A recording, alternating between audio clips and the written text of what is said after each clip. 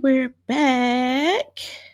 Welcome back, Hello. T from Aruba.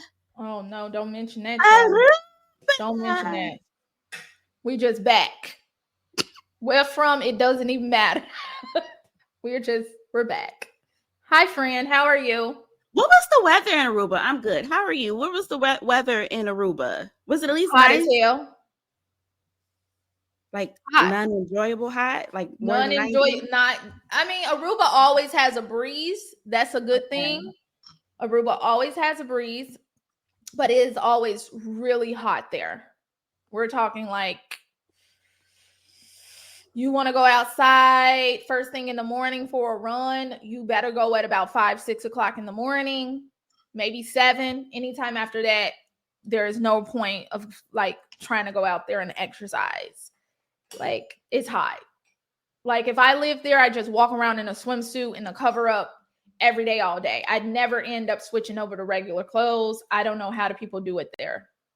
Island life. Island I believe life. I belong on somebody's island because I hate being cold with a passion. I'm cold right now. Some of you are drinking this tea. I don't like a little bit of frost on my skin. I can't take it. Well, I'll drop you off to Aruba when next you want to time, go. beam me up, friend. I would have gladly traded places with you. Come on over here. Get dropped off in Aruba. Oh my gosh. Take me back to the sky. Welcome back. It's been crazy. It sounds so crazy telling somebody welcome back to America in these times. In these times. Yeah. I'm having ovulation cramps. Oh! Have you ever been taken? What? This is a new era for me. I never had. So basically, I'm suffering every phase of the cycle. Like, I get no relief because these cramps feel just as bad, if not a little bit worse, than your regular menstrual cramps. Yeah. The point where you're just being like, do I need to go check to see if it's time to put a tampon in or something? Like, no. It's just to be a woman. I've not had those in a long while. Not felt it in a long while.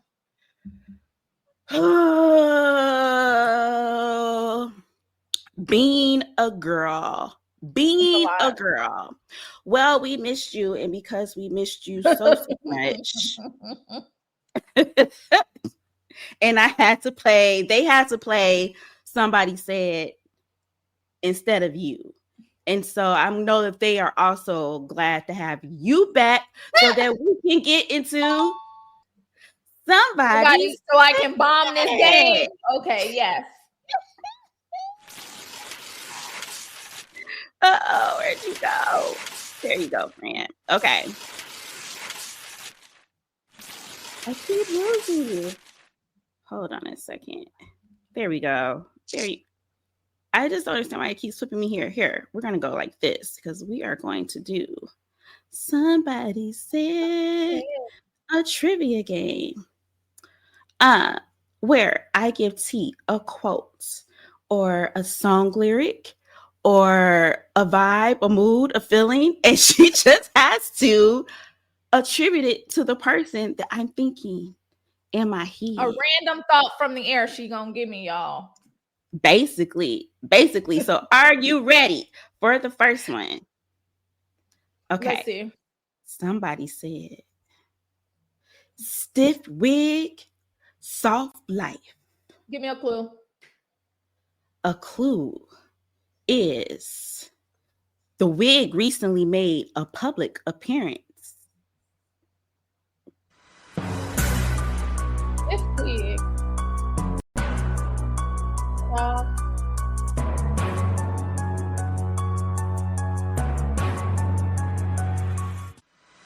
Okay. All right. Long enough.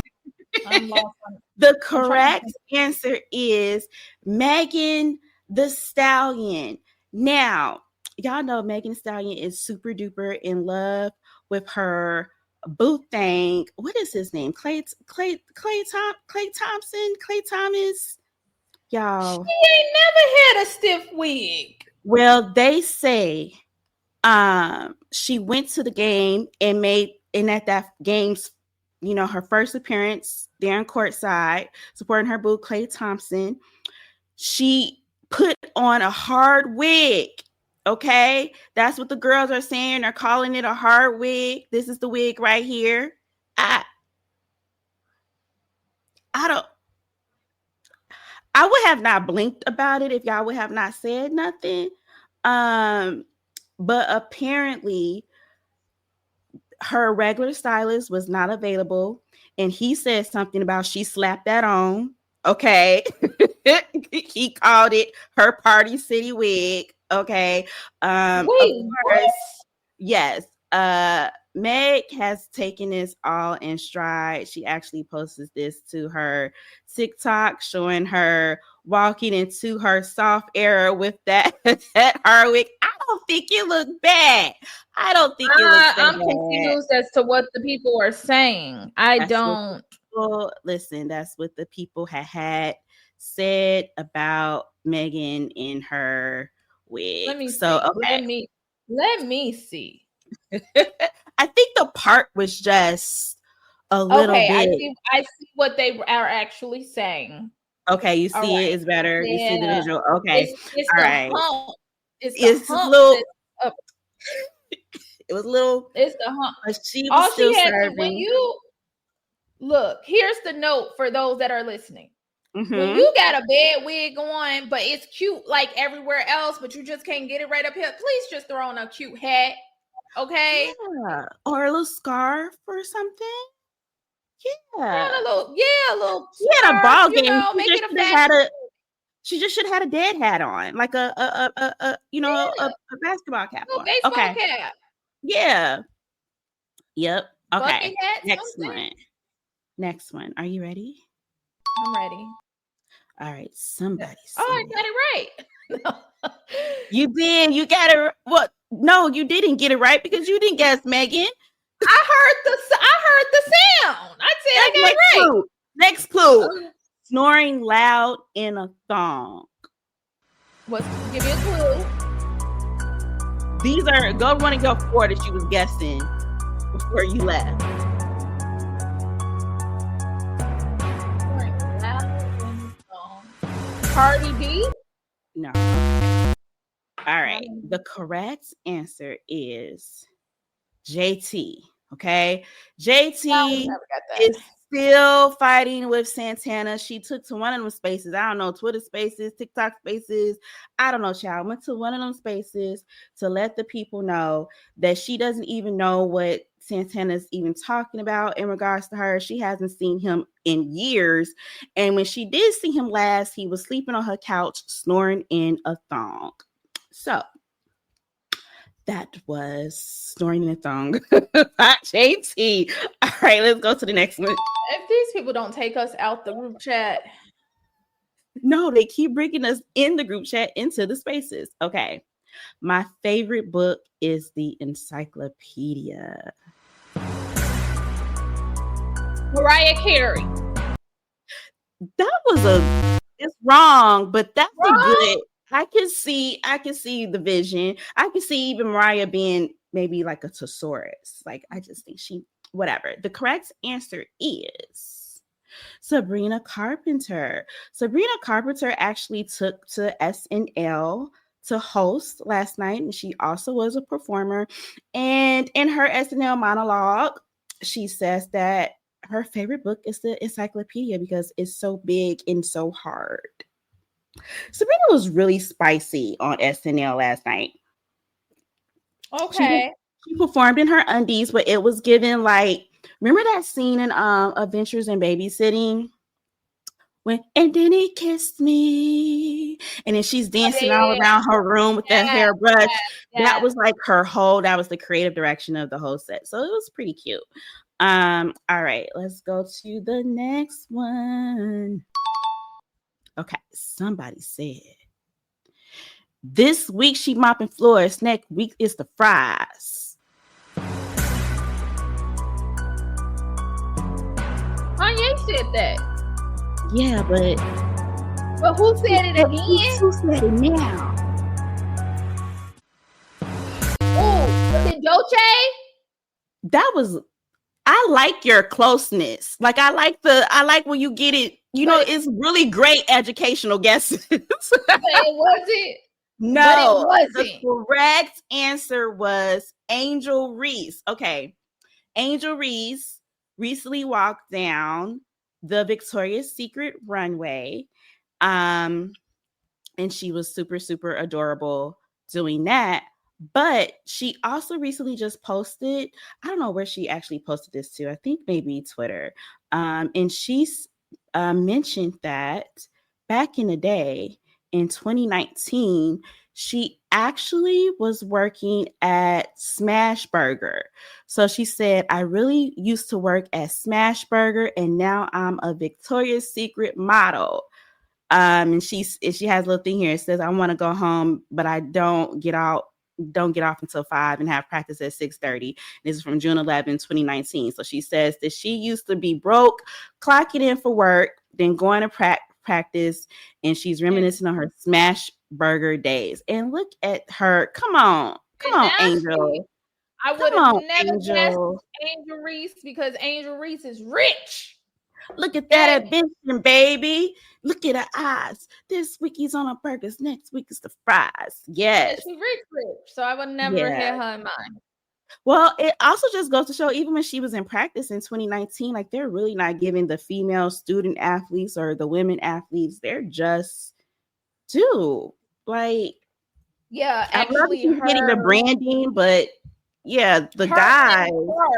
Her and Clark are the ones that reign in this new era of all eyes. Yeah, Caitlin Clark. They are the ones that reign that in. So they're the ones that really causing a carfuncle.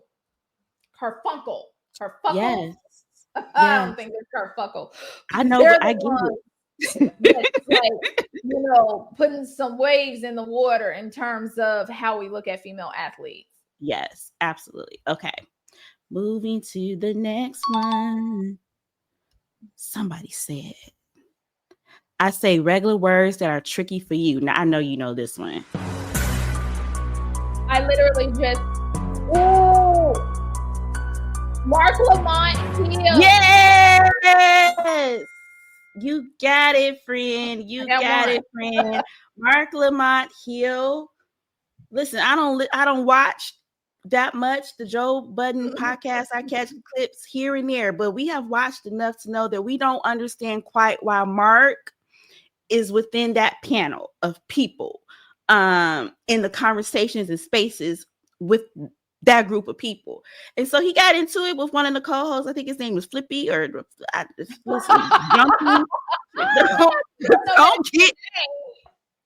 Don't get me the line, child. And he says, you say a lot of tricky words. And then Mark was like, I say regular words. They get tricky to you.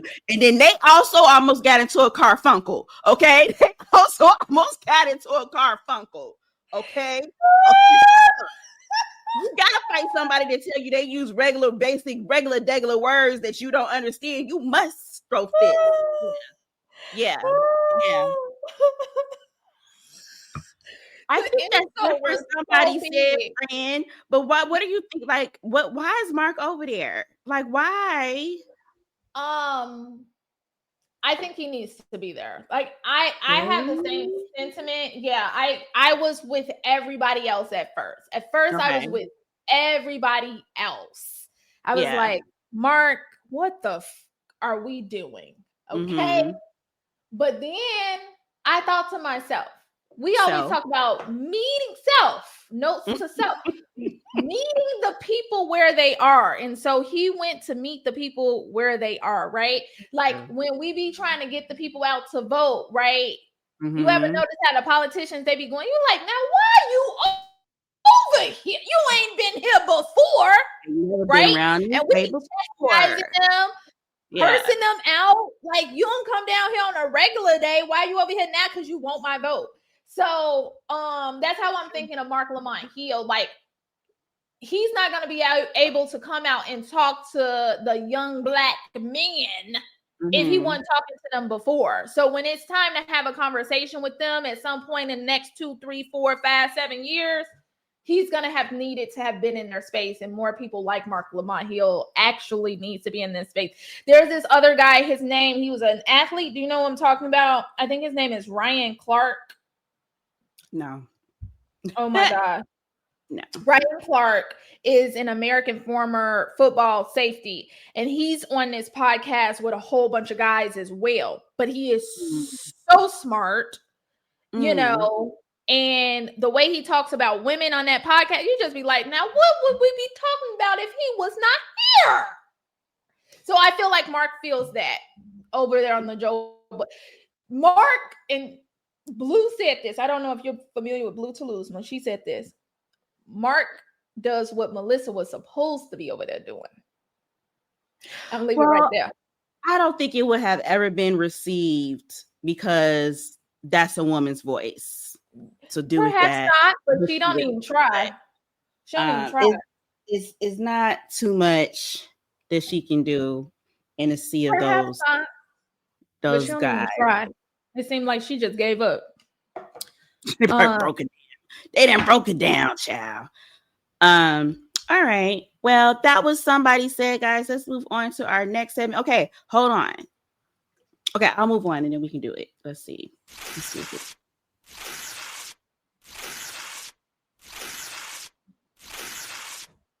My favorite thing is that all of these segues are messed up because I didn't reset them when okay, so when you were away, Fran. Child, you just keep mentioning that, huh? When you were in Aruba. When I was in Aruba. I was like, we need a segment title. So I just threw out there, because you know how we always talk about like, okay, what are we watching or what's coming out or what are we revisiting on TV? I was like, maybe screen notes. Screen notes. Okay. Yeah. Like we're directors. Yeah. Yeah. I'll give you some screen notes. So writer's room. Get it. Okay. Yeah. Okay. So some screen notes. Listen. Trust me when I say what I'm about to say to you. You ain't gotta watch it. What am I talking about? I'm talking about this new season of Love is Blind. This new season of Love is Blind, US season 9. Go ahead, protect your peace. You ain't got to watch it. You can skip over it. I'm going to tell you something that just happened on this show that was so disgusting and disturbing to my soul, to my spirit, as someone who likes food, enjoys food, respects food. Do you hear me? What they do? That man right there.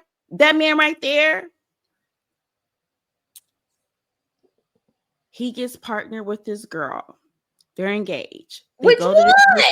It don't matter. This ain't the point of the story. And I don't know her name. It ain't important. The important part of the story is they get to their new place. Okay.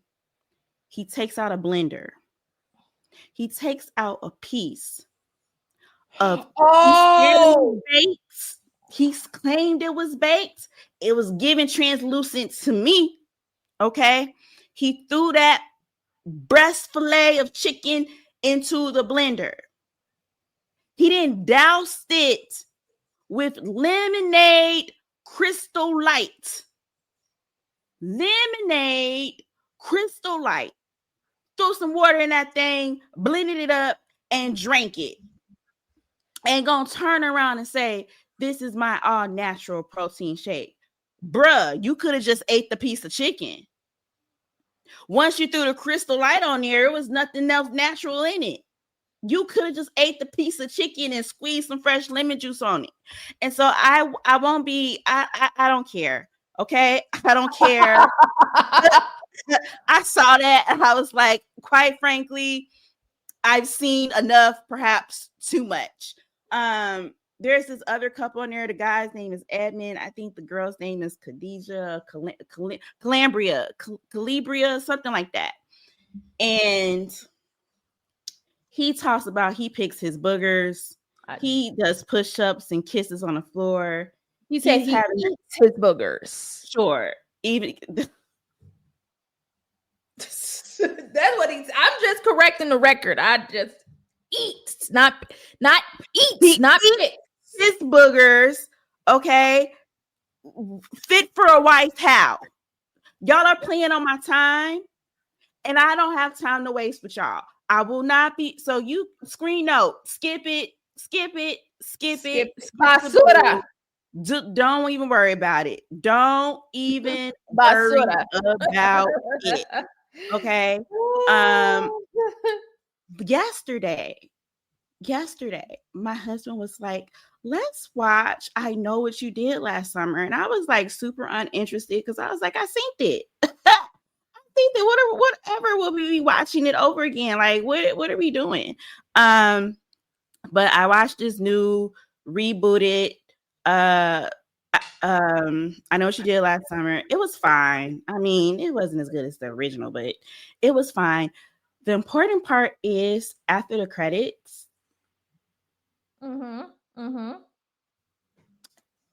Brandy is back. Really? They back. She's at the end credits. So if they're doing a part 2, the whole storyline is already set up that the killer is coming after Brandy. Okay. So Jennifer Love Hewitt is at her door like, girl, we gotta figure this out. Yes, and Brandy turns to her and says, well, who we gotta F up? And she was like, I knew you would say that. So I'm super excited about those. Have you caught up or watched any because I know you've been in Aruba, but have you had a chance to look at, I'm sorry, have you had her eye twitches a little bit every time. Have you look at or follow up on any of this Married to Medicine? I have not. I've not tapped into any of the Bravo shows. Okay, so I tried to report on it last week. I was like, I miss you so much. I wish you were here because I just wanted you to kind of talk through the housewife to prison pipeline. All right.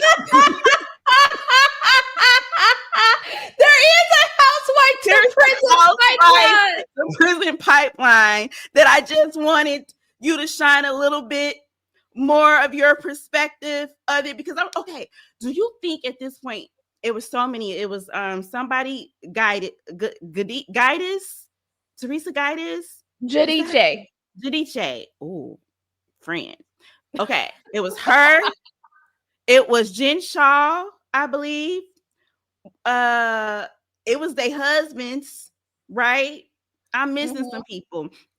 Do you think that Bravo is like, yo, if you go get locked up, we'll give you like a bonus for your storyline or something? Because like that many people, like think about our friend circle, like ain't none of us been in prison. Ain't none of us served no time.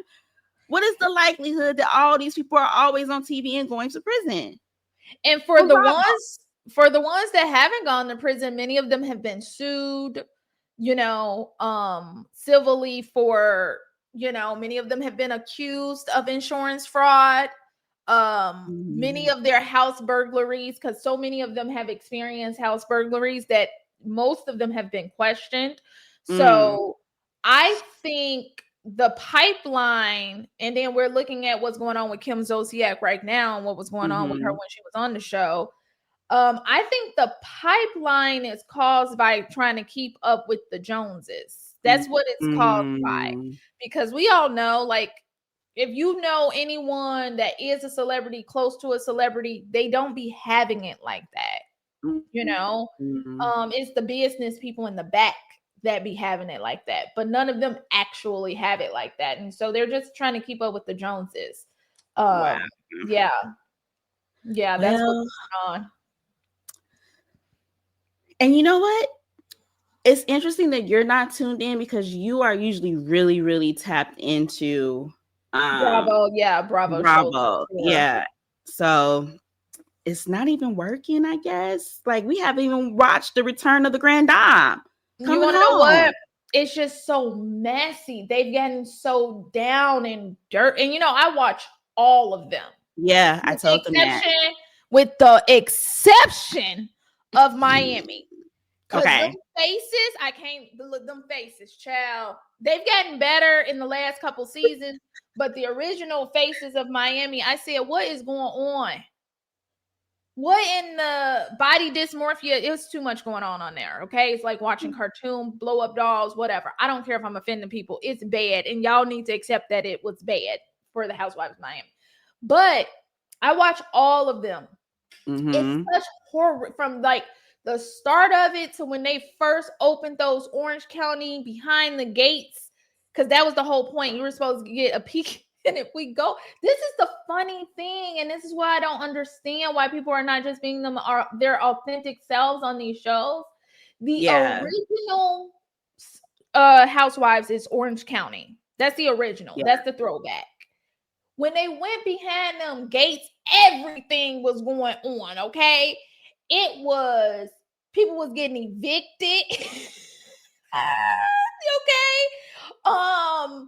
People was in loveless marriages.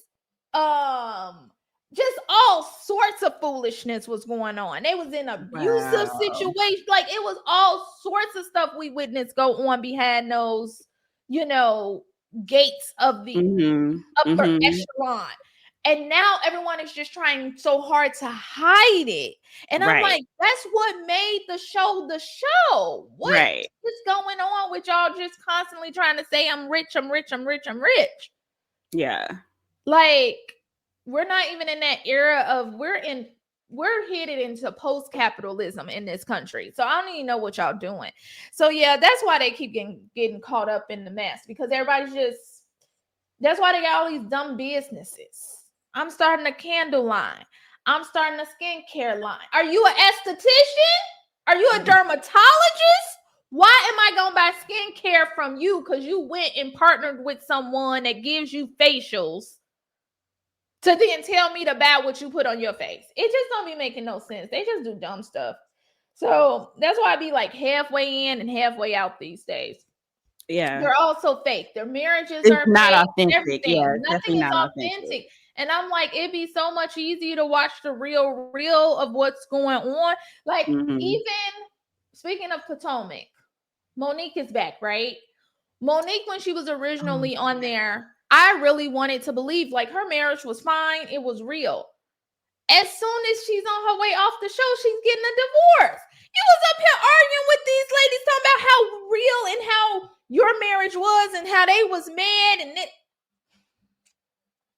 when you could have sat there and just been like, I don't trust none of y'all. My marriage is not in the best place, but I don't trust none of y'all to talk to because y'all are fake. Right. So you can't sit here and tell me you're so real, but then you turn around. I'm not saying share your business with them, but don't tell the whole wide world like, oh yeah, we're good. We're great. He's amazing. I'm amazing. Our family is amazing. And then you're in Splitsville. Y'all went on the show. We didn't ask you to come on the show. We're not begging you to stay on the show. But if you're going to come on the show, just be real. And they are not real anymore. And it's like, now you playing on my intelligence because I can see the cracks, but you're trying to convince me there are no cracks. That's bizarre. Isn't that bizarre? See, that's why I stay over there at Love and Hip Hop. Because one thing for sure, two things for certain. Rashida gonna let you know that Kirk ain't ish, and everybody else is gonna let you know that Kirk ain't ish, but they working their stuff out. Okay. And now they've been calling out Yandy for kind of pull that same stunt. Oh, y'all so perfect, y'all this and that. Meanwhile, all the other girls are coming up like, nah, he be in my DMs and her DMs and my niece's DMs. And it is the reality. They ain't faking over there. They ain't fake. Carly Reed is on her 11th marriage and engagement, divorce. 11th, she on her way jail for kicking down somebody's door. Like, it is what it is. I don't think Mona gonna let them get away with being fake. Okay. Mona gonna dig it out. Hey, ain't no prisoner pipeline over there on Love and Hip Hop. Basketball Wives. We on our way. We on our way. Yeah. I can see the vision for the prison pipeline over there. Okay. let us get into, I guess, some of these weekly topics that have popped up. Let's see. Girl.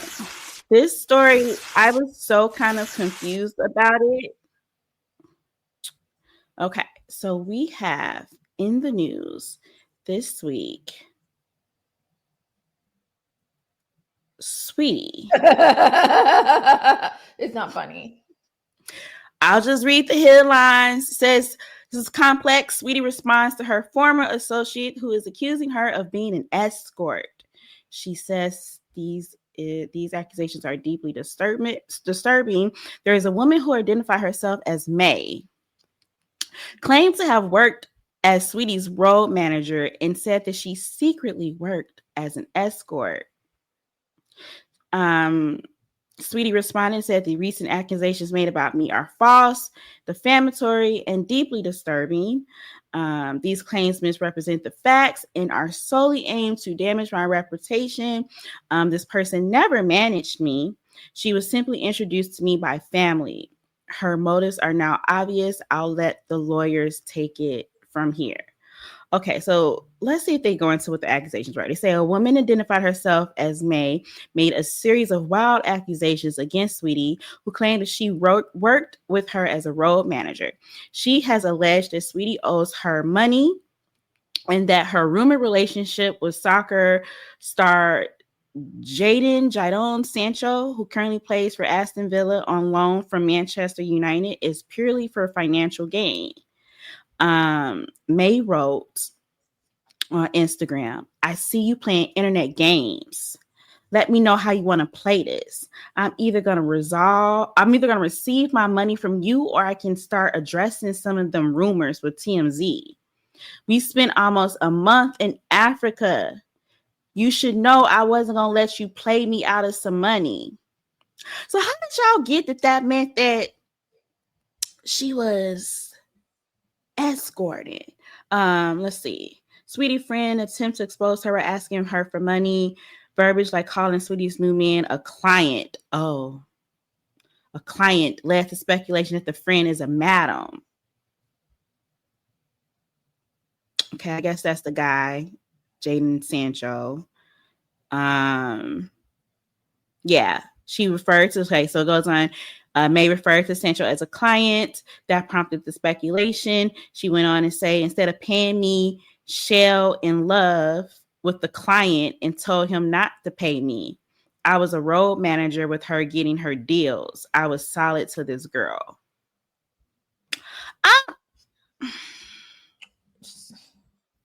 So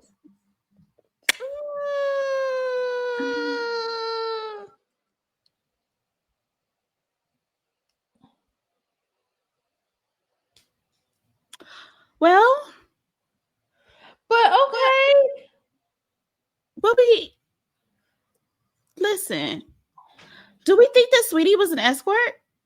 Is an escort? Is out here escorting? Is this girl just lying and hating on her? I think allegedly, there. I think this is what I think. This is my. I got an echo. My thought process is allegedly. This is my speculation. This is nothing but my speculation. Okay. I think these were two friends. And I think that they were like, oh, yeah. You can get this out of, Jadon, and you can get this out of Jadon. And, and if we do it with him, you can do it with this other guy over here that I know. And you ain't got to spend your own. You can do X, Y, and Z. Yeah, let's do this. I think this was two friends simply talking about how they could, get Come something out of it. Come up, hit a little bit of a lick. Hit a lick. And I don't think that it was, I personally don't think it was to the point of quote unquote escorting, right? I think it was to the point of, I don't really like him like this, but we can maybe fly here, fly there on his dime. Or we can buy this or buy that on his dime, even though I'm not feeling him like that. I don't think it was to the point of escort. I think the friend is trying to make something bigger because she has a little bit of information. So I think she's trying to make a mountain out of a molehill. That's what I think. Because what's the actual allegation? Let me pull up some of these tweets, child. Let's see.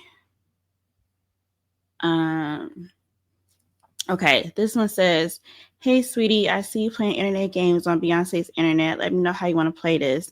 I'm either going to receive my money from you, or I can start addressing some of them rumors with TMZ. We spent almost a month in Africa. You should know I wasn't gonna let you play me out some money." And she shares these messages. "My messages to you are blue.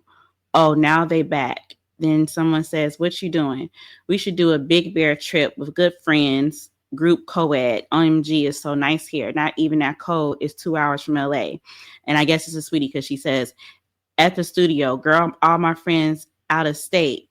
And then she later texted, sweetie later texts, "When bitches running up on Jaden, how much they doing in a weekend?" And so then the person writes in text over the Instagram post, "Sancho, after you done paying and getting tattoos of a hoe you barely know, run me my money. She hates her career, so you came right on time like the trick you are. I just want what y'all owe me." This same friend then goes on to write, "Cocaine, witchcraft, and liquor is one hell of a mix. Send me my bread home record to at Sweetie." And she said, "I tried to be nice. Nice don't get you nowhere." Oh. So she made the introduction of Sweetie to this soccer player. The Okay. friend made the introduction, Okay. right? I believe, yeah, And he's alleging. so allegedly she made the introduction. That's what she's Mm-hmm. claiming. And it, Mm-hmm. to me, this just sounds like you wouldn't even have all that if I wouldn't have made the introduction of you to this man. That's what it really sounds like. Because Okay. where's the other clients? Is this the only, you can't be an escort one client, can you? Or can you? I don't. You see what I'm saying? Because Okay. this She is more or less said, sounding like a little relationship. somebody named Maurice, Miles _ Morris, said they want Sanch to lower his wages with Saweetie on his roster. Please be serious. You thought you was getting $180,000 per week pay raise, and then Sweetie asking for her third Birkin bag this week, and it's Wednesday. And then so the so-called friend writes, "I'll tell a joke, but I ain't never told a lie. I sent you to Dubai because you never balled before and was depressed and looking for a happy life. I took you to London, babes, took you to Nigeria, booked you an Australian tour. I helped this girl so much only for her to play with my money at the end. I'm just missing my money from London. Pay up, cokehead, for I start naming the rest of the husbands you was playing with." Okay, but She that's didn't still not giving It's escort. still not giving escort. She then goes on and says, "I want to make one thing clear. I booked her for an appearance to visit the Chelsea Stadium and support the soccer team, as my last post shows. Instead of paying me, she fell in love with the client and told Jaden. him not to pay me. I was Okay. a road manager with her getting her deals. I was solid to this girl. She got what she wanted and never paid me. Simple. I want my money." Wait, what? "I booked So her for an appearance to visit the Chelsea Stadium and support the soccer team, as my last post shows. Instead of paying me, she fell in love with the client and okay, so told she him liked the not to guy. pay me. Okay, so she likes, so they're together. Instead of paying me, she fell in love with the client and told him not to pay Right. me. Meaning maybe the fee that was being charged was an unnecessary or inflated fee because now maybe they were getting over on some of these appearances or people, whether it was a company, a guy, or, you know, maybe they were getting over and they were both in it together. I'm speculating here, guys, allegedly. And so she was like, no, I really like this guy. I'm not going to have him pay this fee. Time out. Let's go backwards. Okay, go backwards. I booked her for an appearance to visit the Chelsea Stadium. I'm a legit artist. I'm a legit performer, singer, right, actor, rapper, whatever. And my manager books me for an appearance. That, say they booked me to go to the United Center to open up for the Bulls, the Bulls games. My deal would be between myself, my booking fee as an artist, and the management team. Nothing to do with the players. What do you mean? I don't know. Instead of paying me, she fell in love with the client. The client can't be Jaden to support the soccer team. It has to be the team. First of all, where are the contracts? Second of all, like, what are we? I will say this is weird. The managing thing, the role managing thing is a little weird because that's not how that works. It's not. That's not how that works as a professional. Here, according to the Daily Loud, in leaked. Well, let me read the whole thing. Saweetie's former road manager is accusing her of secretly working as an escort and finessing wealthy clients. Okay. And leaked text, she claims Saweetie never paid her for setting up an introduction to soccer star Jadon Sancho, who she calls her Mark. So this is the thing. This is what I'm thinking now that we've kind of read through this and went over some of what's available. It's sounding like she's not giving us all the information because she'll implicate herself. Mm-hmm.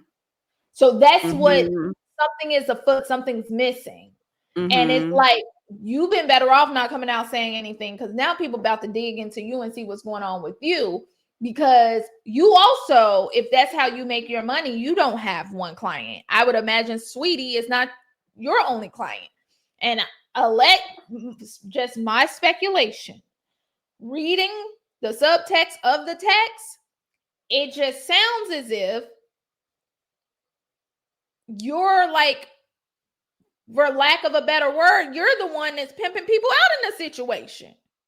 Yeah, so like she's the madam. Middleman. She's the madam. Yeah, you're the madam of this whole operation you got going on. And it seems like it's your operation and they're just players on the board. And you can switch out the players at any given time. And you're still going to have this operation going on. It's giving Natalie Nunn. That's what it's giving. It's definitely giving. Allegedly, it's giving. It's definitely giving some alleged baddies, Taz Angels type of activity, which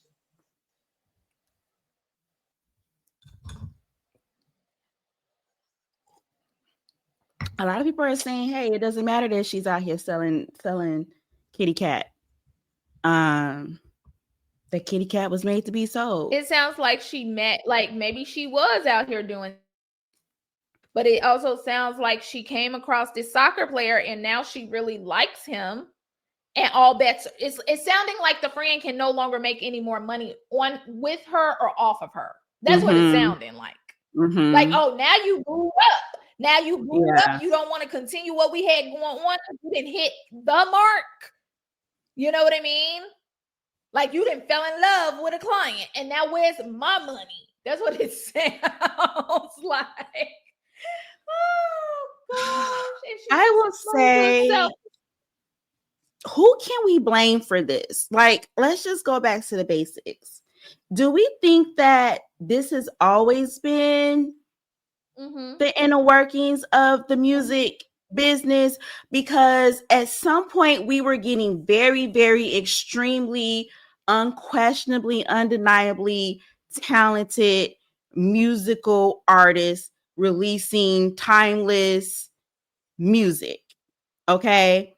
And I don't care what type of music it was, it still would go to this day, whether it was hip hop, whether it was whatever the genre was, right? So it don't have to be soft soul or R&B, but any genre of music used to just really, really be, I can tell that person pays attention to their craft. I could tell that person has a natural gift.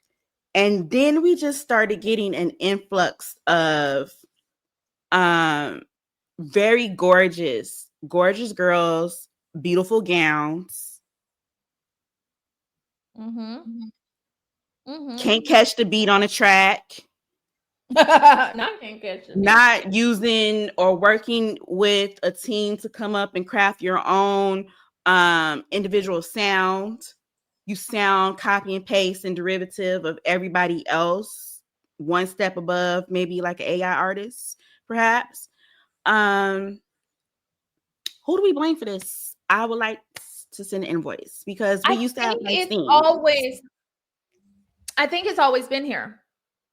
I recall, and this is, I'm sorry, I don't have the sources, but I recall running across something quite a few years ago about actresses. I can't speak directly to singers. This was about actresses in Hollywood having to go on like dates with guys just to have dinner. Mm-hmm. Not because they wanted to be on a date, but because they wanted to have a meal for the day to eat, you know? And so they would often go on these dates just so they could, so they're in the presence of somebody they don't even want to be in the presence of, just so they can eat. Because we just said, even like when we were talking about the reality TV stars, the Bravo celebrities, where the money is not moneying like that. The industry is just not what it was a decade ago.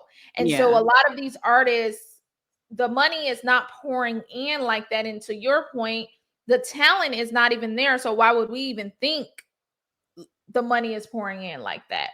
And so now you're caught up in this, I'm now a celebrity. People see me. People think I got it like that. I can't just go back to working a 9 to 5. So what do I do? Yeah. How do I stay relevant? How do I stay in the mix? How do I stay seen on the scene? You're going to end up in some seedy situations likely. It just seems like, to your point, actors too. So I'm just going to do the whole of the entertainment industry, music, movie, that whole industry seems like just one big nasty cesspool of trafficking and exploitation.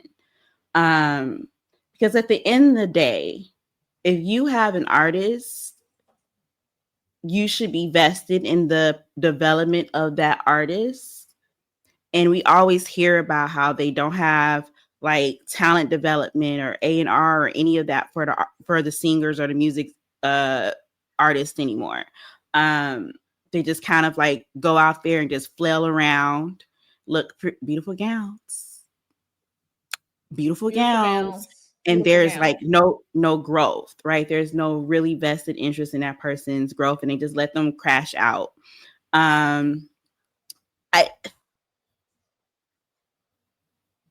We need to put some respect on Beyonce. We won't be having a talent like that for a very long time.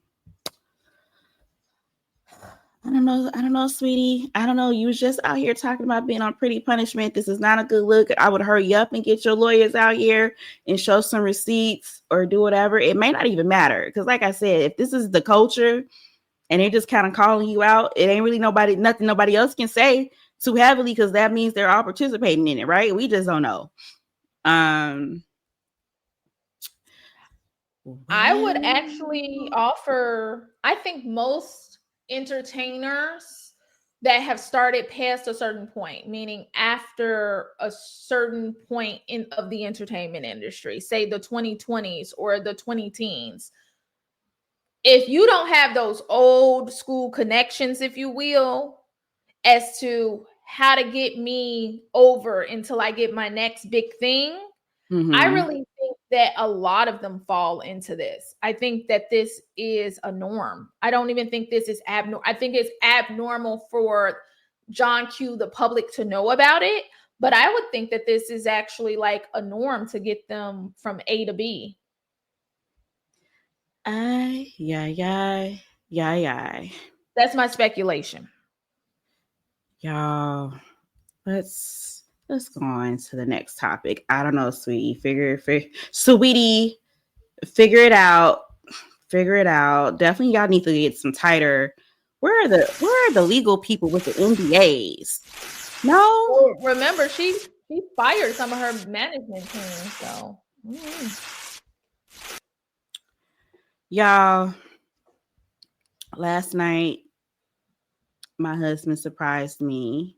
Aww. And was like, let's go to the Brandy and Monica concert. I was like, let's.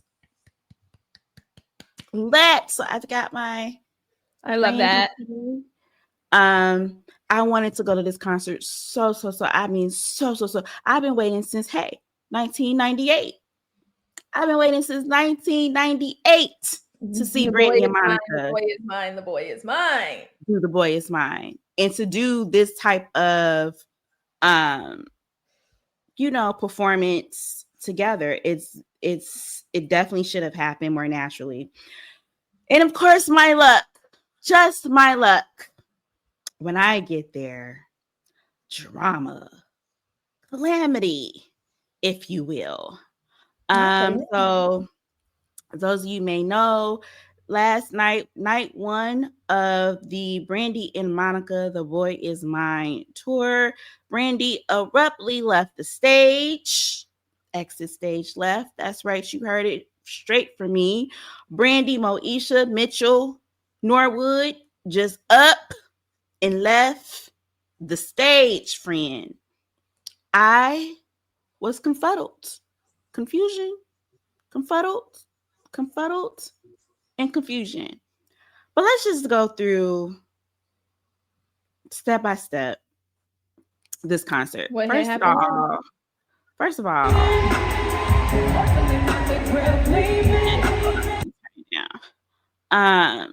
Kelly Rowland was there as one of the opening acts. And Kelly is a real person, y'all. Like, I cannot. She's real. She's got to be like one of the most gorgeous women to have ever walked the planet. And I was so happy to see her. She sang a melody of songs, including some of Destiny's Child's biggest hits. When she did so good, it felt like a Negro spiritual, if you will. It was just such a fun time. The whole concert was really, really fun because they were doing a lot of like throwback 90s music. They bust out Cotton Candy, Sweet as Gold, Let Me See You, Tootsie Roll. Like, it was just a time to be had the whole night. So it was good to see Kelly. She also performed what was another one that she did? Oh, she talked about, she was like, listen, I was so scared to tell y'all my business when I wrote my verse for Girl, because that was like my true life, what I was going through right now. But it's been 20 years, so we close enough. I'm gonna go ahead and tell y'all again. Like, she was just so cute, so adorable. I was like, oh my gosh, Kelly. So she was amazing. And then, y'all, I didn't think this would ever happen to me. When Brandy and Monica came out, I kind of just felt extremely emotional. Okay. Wanted to cry. Really? Excuse me, can I please talk to you for a minute? You look kind of familiar. Yeah, you do too. Oh my God. I just wanted to know, do you know somebody's name? You know his name. Oh yeah, definitely. I know his name. But I just want to let you know that he's mine. No, he's mine.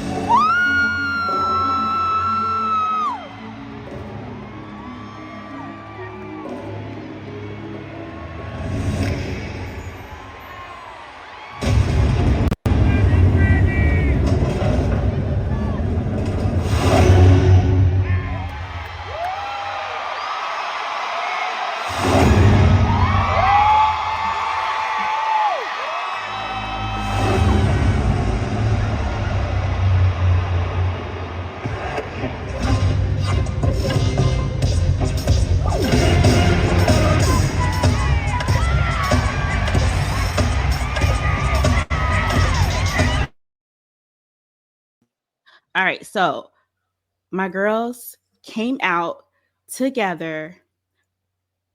First of all, the looks, a 10. The vocals, a 10. The choreo, they were hitting them. They were hitting them 8 counts, them 16 counts. Okay, they were giving you vocals, choreography, dance, performance, hits, bops. Like, it was such a good time, and they were vibing off of each other. It was just so much fun. When they first came out, they were playing off of like that. We're battling, so it kind of felt like a continuation of verses. Mm-hmm. But they were taking turns doing each of their own songs, and it was just so much fun to high energy watch. Yes. And then they kept like coming out, changing like their outfits. I guess the look, I don't know why I didn't get the memo. But I guess it was supposed to be like an ode to women wearing like really nice tailored menswear. I randomly was wearing like a pair of black slacks, but I didn't know like that was like the official theme of the night, child. Mm-hmm. They wanted you to come in menswear. Yeah.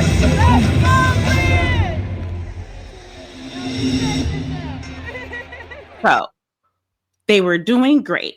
Okay. High energy. We were having the time of my life. Brandy comes on stage to sing Baby. She gets out there. She's singing.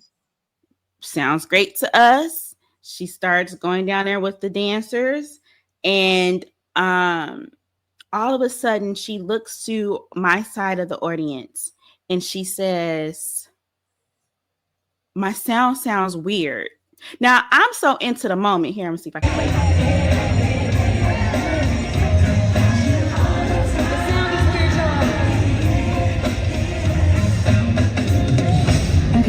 You hear it? She says, the sound is weird, y'all. Now, in that moment, I'm so delulu. All I had heard was, sound so good, y'all. I was like, right? She was telling us that we sound so good. Sack the chocolate sounds so good. Don't you agree? Like, we were having a time. So she just gets right back into it. She still sounds good, still looking good. She's still dancing. So just with this last little shimmy, we don't think nothing's wrong. And we hear her say, the sound is weird, y'all. Okay. So she keeps going. She's still a pro. She's still like knocking it out. She goes to the other end. She's just singing. We're like, we don't think anything's wrong. I think what we figured out is maybe like she was getting some feedback or something just was wrong with her levels in her monitor. But when she was singing to us, it still sounded fine. So she continues to dance. And then at one point, she just flips out of the dance. So she's doing a little shimmy. She do shimmy. And then as you can see, she just shimmy on. She just pivot. She walks down the stairs. So right now, what is she saying in the mic at that time? Singing.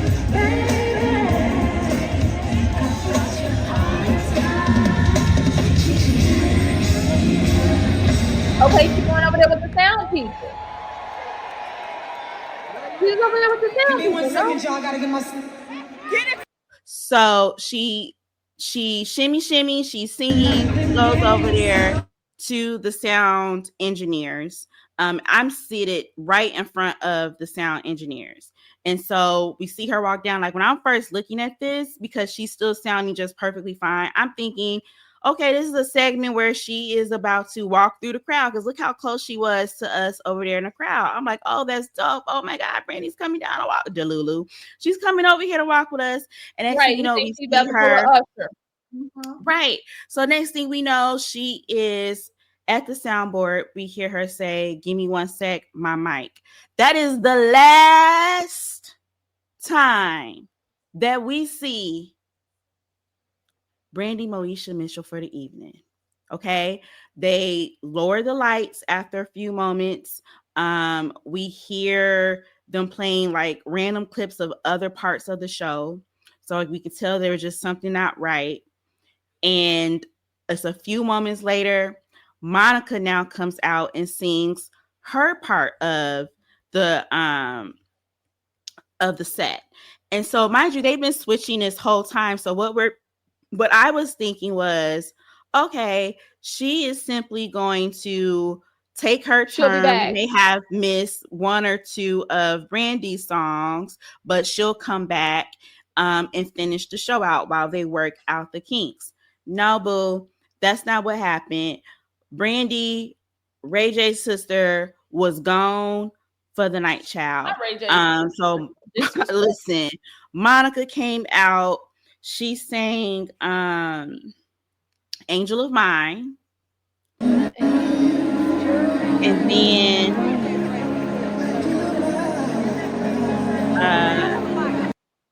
she sang Angel of Mine. And then she starts to walk into like closer to the edge of the audience. She gives like a speech and she thanks Brandy for allowing her to, you know, share the stage together and have this moment. And she feels so blessed. And she calls her the vocal Bible. She asks the crowd, everybody give it up for Brandy. We love her so much. So everybody's like, yeah, we are still thinking that Brandy is about to come back out. After this moment, to share the stage with Brandy Norwood.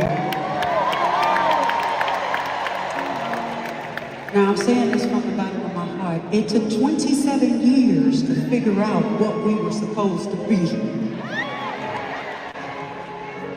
And what I'm realizing is we allowed too many other people in the midst of what was just supposed to be us. Indeed. So, in honor of just the way I feel, as I say thank you to each and every one of you, I want y'all to make some noise all around this room for Brandy, the vocal Bible. This is when I thought she was going to come back out. Wait, he said make some noise all around the room for Brandy what? The vocal Bible. Now I say that with love because I know who I am and whose I am. And I'm gonna stand on being the realest and singing this real shit and telling y'all about all this crazy stuff I've been going through in my life. Now that I finally got it right, y'all, I kicked down doors, I accepted calls, I smacked chicks and all kind of shit. So she then goes into For You I Will. She goes into For You I Will. Oh, yes. And then she stands up. She leaves after the performance. And, you know, hey, that was the show. The lights, listen, all the lights in the stadium came up. And we were like, y'all got to fix the lights too? Y'all got sound and light issues? Like, what's going on? I don't even think she said goodnight, Chicago. But she probably wasn't sure at that point.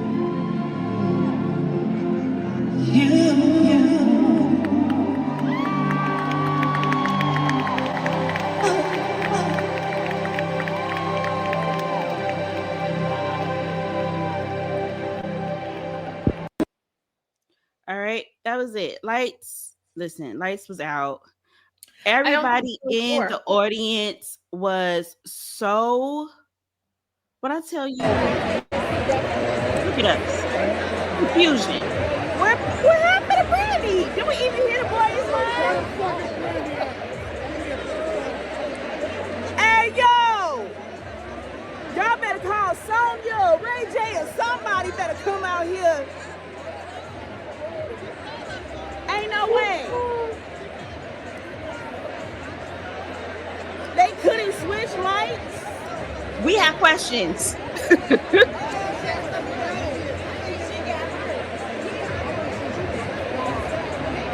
Everybody's face was looking like mine.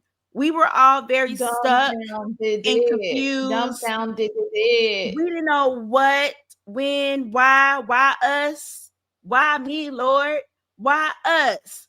Now, mind you, these tickets quite pricey, quite pricey. Okay, I know. I'm looking at the one for October 25th. Now, I came home and I was like, listen, let's go on YouTube and see exactly what we missed.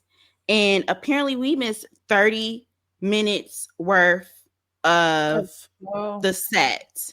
Okay, so the set should have been something like after Brandy sings Baby, she's supposed to then go into Sitting Up in My Room. I didn't get to see Sitting Up in My Room.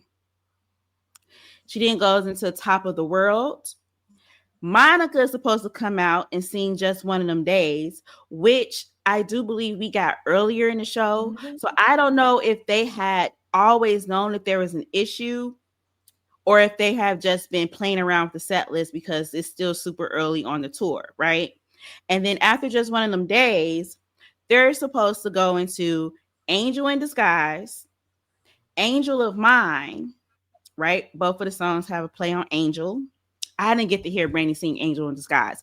That is one of my all-time favorite Brandy songs of all of time. Then they show a really beautiful video interlude, and it's each of them over the course of their careers interacting with Whitney Houston. And they come out together in their beautiful white ensembles, and they sing Dance with Somebody duet by Whitney Houston to tribute Whitney Houston. So we missed that, and then that's when they started thanking each other. Like, I'm thankful, like the way Monica was like, I'm thankful to be here with Brandy. We just didn't get a chance to hear Brandy say, I'm thankful to be here with you, Monica.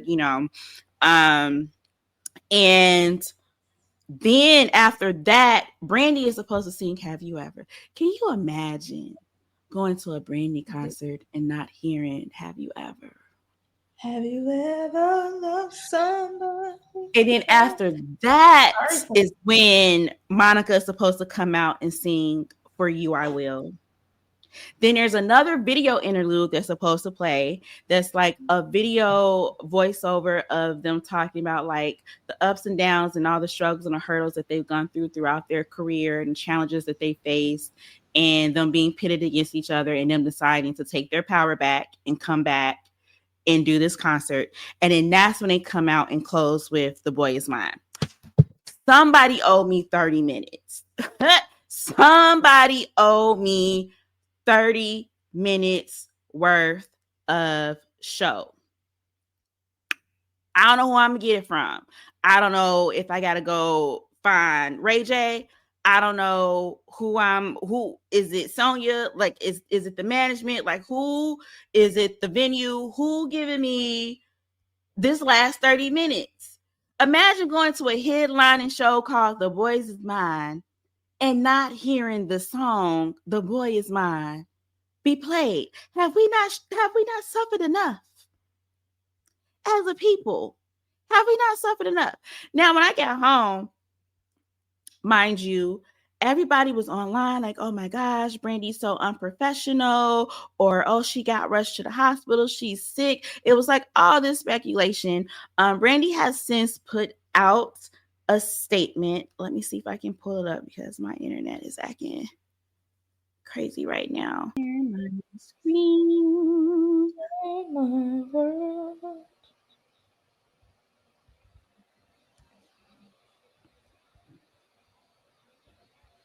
All right, so Brandy did come out with this statement, and it reads, to my dear fans in Chicago, thank you all for the overwhelming love, support, and most importantly, your prayers. I sincerely apologize for the abrupt end to last night's performance in Chicago.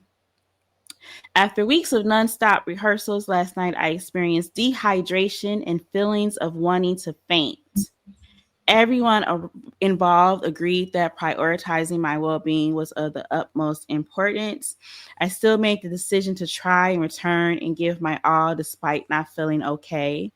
With having to make some adjustments and the show being very technical, unfortunately, it was impossible to fully connect sonically with the production. I really appreciate everyone's best efforts. I'm deeply grateful to my sister Monica for stepping up with such grace and professionalism, and the entire crew for their continued care and support. I went from the arena to see a doctor nearby and have taken the proper precautions to help moving forward. Your understanding, patience, and unwavering belief mean the world to me. I look forward to returning to the stage stronger and more grateful than ever alongside my girl Monica tonight in Indianapolis. So she will be continuing with the show this evening. Listen, hey, listen, hey.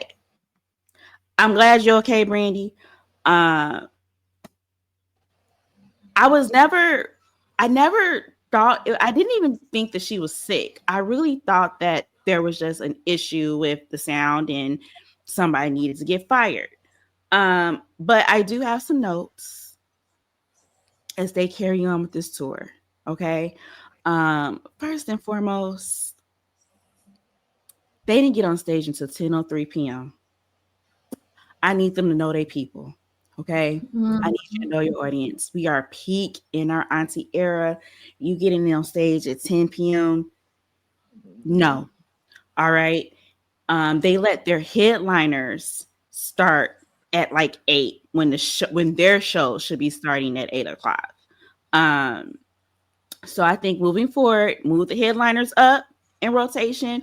Y'all need to be on stage by 8 o'clock, because these hiccups are in the shows and the venues are not going to stop. But what can happen moving forward is, let's say there is an issue and it needs to be troubleshooted, but it's going to take 15, 20, 25 minutes to fix. At least you have enough padding in your time to have a delay. With them going on so late, we have all these city ordinances, and you can't have a big event like that past a certain time. I think it's probably midnight, without getting like fines. And so, like, it was nothing. But I guess that wasn't even the case. I guess what you're trying to tell me was you just got sick. You got dehydrated. Brandy. Also, as a note, y'all have more than one song together. Why are we as a people forgetting that they have a song called "It All Belongs to Me"? I love that song. That's one of my faves. Why are we acting like that song should have been on the set list, and there should have been a moment in the middle of the show where they come out together and they sing "It All Belongs to Me," and then that way it would be more than one song plus the duet with the Whitney tribute that the two of them could have sang together. So those are my notes. Move that show up, even if it this is all, let's say this is all true, and the reason for this is because you're sick. I still heard that Kelly in another city had a lot of tech issues. So you guys need to move this show up. I'm telling you, it's too late.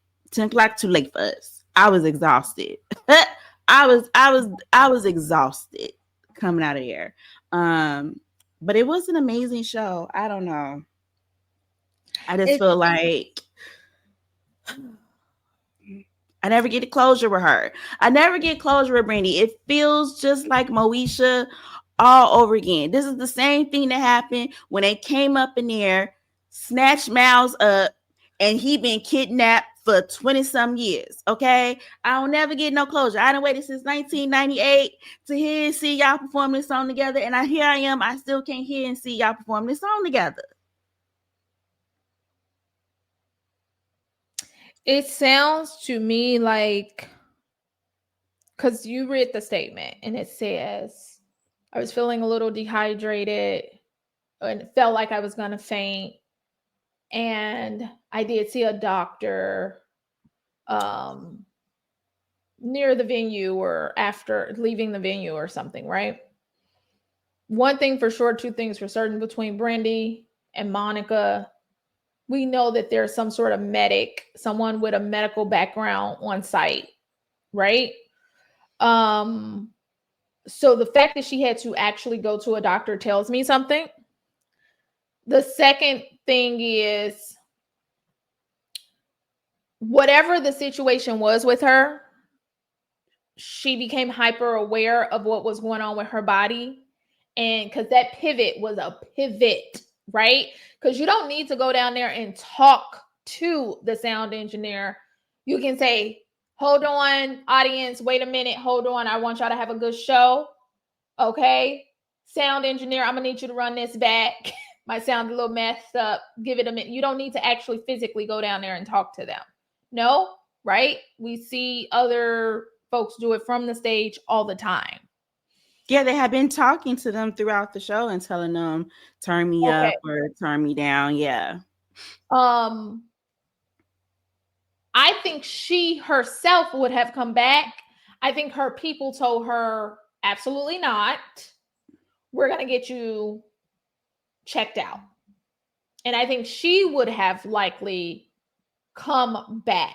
And she had to trust her people to be like, no, we're your priority. We're getting you to a doctor. What we have learned about the celebrities, that the entertainers that, you know, write the soundtracks to our lives, both in on all sorts of art, you know, is that they don't tell us everything. We be in the dark. Back in 2022, something very similar happened, and we never got to the bottom of that story with her either. A very similar thing happened that TMZ reported on in 2022 of her feeling dehydrated or faint on stage. Possibly the speculation was that it was a seizure. I'm not speaking that over her. That was the rumor at the time. But we never got to the bottom of what that was in 2022. That's the other thing. Another note is, it is as of yesterday, not today, but as of Saturday, okay? It was unseasonably hot, warm in Chicago. We've had a very long summer. They got way too many clothes on. Doing all of this, bouncing around, moving around, because it's already hot here. Then you put all the people in the venue. Then you put all the equipment on them. Mm-hmm. Like, they gotta be burning up. And I get it. They look young and, you know, flexible and all of the things. But these are women of a certain age. They look good. Okay. See, Kelly had on the right amount of clothes. Right. I'm just saying, for the weather. I had the same concerns when I went to see Usher. I said, now, sir, we love seeing you in this coat. You look real rock star-esque. But don't faint on this stage. Why are you in a whole, like, what is going on? You got a whole goddamn Muppet man fur. What is going on? Like, I was really concerned, right? But he's also a man. Like, no offense to us women, but stuff be happening. And so I really do think this was a medical issue on top of the sound stuff, because the last point I want to make is Monica sounded as if she was saying a prayer. She was very emotional. You can tell she was holding back tears, holding back her cry. She was extremely concerned and worried. We couldn't connect it. We didn't know if she just felt emotional at time about the show coming to fruition and being in that space. But and see, for us that were not in the room, so we didn't get all of that preliminary energy. We only can see the scene we're looking at. Too much of a switch. It was so high. They were not performing. I cannot press upon people. They were not performing like they were not in their prime. Like, I'm telling you, it was given. My knees still got vibranium in it. Like, they were giving 16 counts back to back to back to back to back to back to back to back to back to back to back. It was such a high energy performance that, and you saw it, even as she's saying, I'm having, so just think about it, in that moment, she's having technical issues and she's not feeling great. If she would have not told us that, we would have not known. Exactly. And I think that she's gone on like that for a long time. I'm not saying it's a life-threatening illness. I'm not saying any of that. I'm saying that there may be possibly something that already exists within her temple, her body, that she is aware of and her team is aware of. And it was best for her in that moment to exit stage left. That's all I'm saying.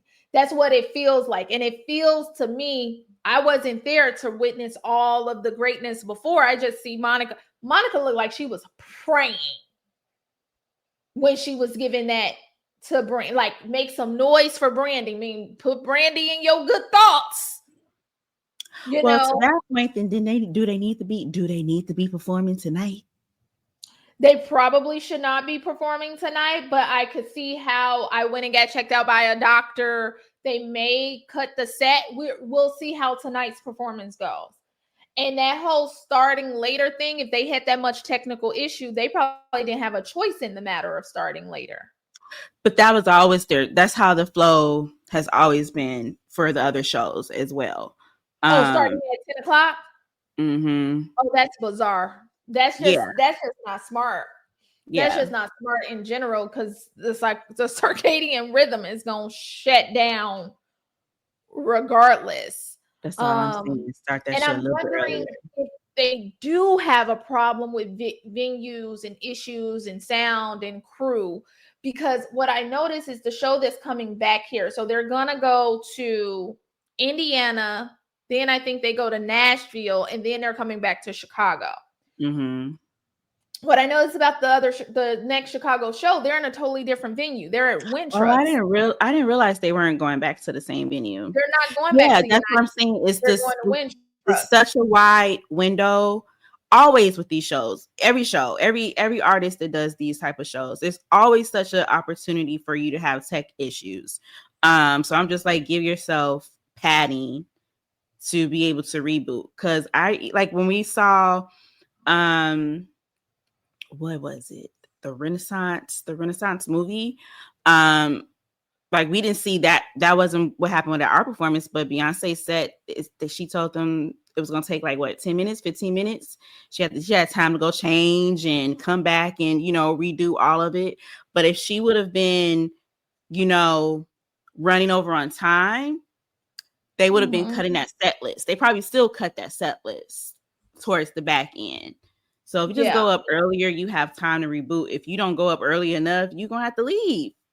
I heard those fines are astronomical. They're astronomical fines. So I'm not sure what is going on with that. But the mere fact that, like, I need for artists also to become a little, and when I say artists, I mean their teams, to become a little bit smarter in terms of how much you're putting on the artists themselves. Mm-hmm. Because last night I went to, for example, Kev on stage. I went to see the Bald Brothers do their thing in their comedy show.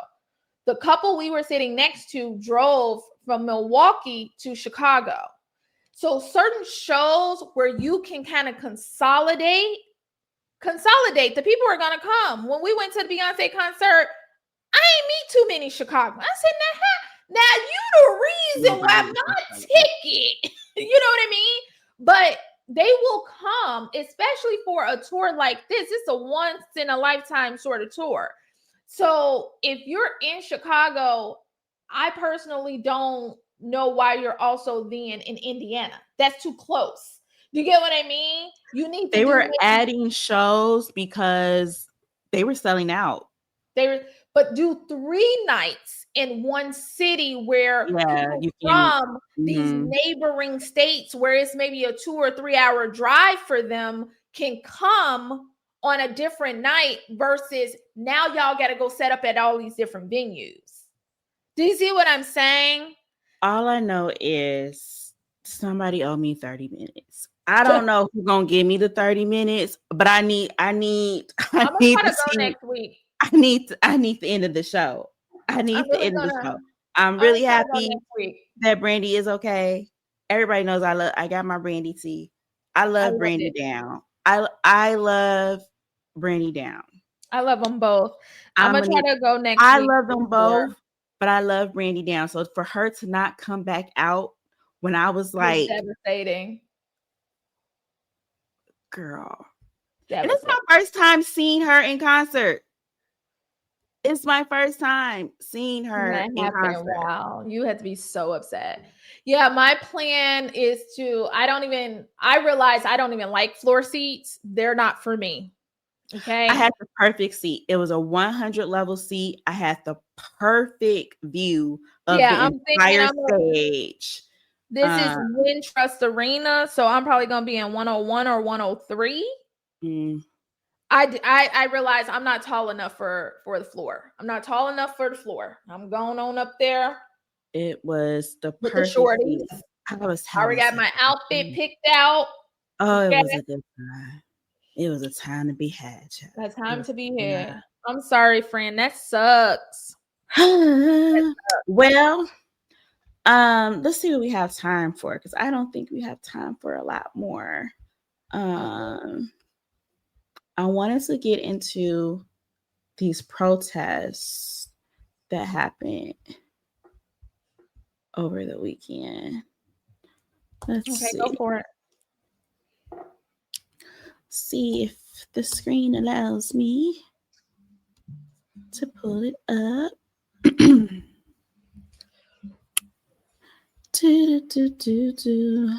We need a segment. We need a segment name for the politics, the political section. So we've got political corner.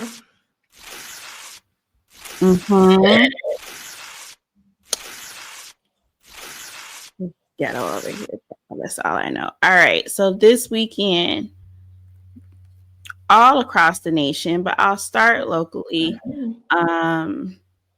Here in Chicago, we had the No Kings protest. Let's see if it pops up. There we go. All right, where more than 100,000 protesters took to the streets downtown on No King's Day.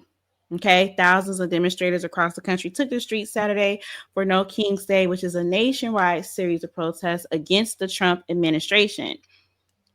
It says that in Chicago, the protesters started around noon, and then at 2 p.m., they left Grant Park and then started marching throughout the city. The crowd was escorted by the police. They say this may have been Chicago's largest demonstration in recent history, with a crowd of more than 100,000 protesters. The city officials estimate that 15,000 people were at the first No King. So that is an astronomical expansion of people. Ava Cahill, who's a protester, said the numbers matter. When it's a bigger crowd, it makes more of an impact. The demonstrators are basically rallying against Trump's administration's action, including the mass deportations and the deploying the federal troops into U.S. cities. Organizers say that the purpose behind No King's Day is to oppose what they call illegal and unnecessary attacks against their neighbors. As you know, ICE has been causing mayhem, calamity, and chaos. Especially here in Chicago. They've detained more than 1,500 people. They don't care if they're citizens or not, to be very honest with you. Someone says they've seen children terrified that their parents are not going to be there when they get home after school, which is very possible. And they're terrified that their family members are going to be dragged away. I am really, really proud of the amount of people that came out. And then so across the nation, where even more protests took place. I think just overall period, this was one of our nation's biggest. Yeah, it's the largest in modern history for sure. Wow. Let's see what I can pull up from NBC. So they say nationwide, um, organizers said nearly 7 million people turned out. Wow. More than 2,700 pro democracy, no king rallies were held nationwide yesterday, from major cities to small rural towns. And the organizers emphasized that the events would be peaceful, which there were. And it was a direct response to Republican and Trump administration claims that the protests could be unsafe. Okay. So they framed the marches as patriotic, a defense of free speech, while critics called them un-American.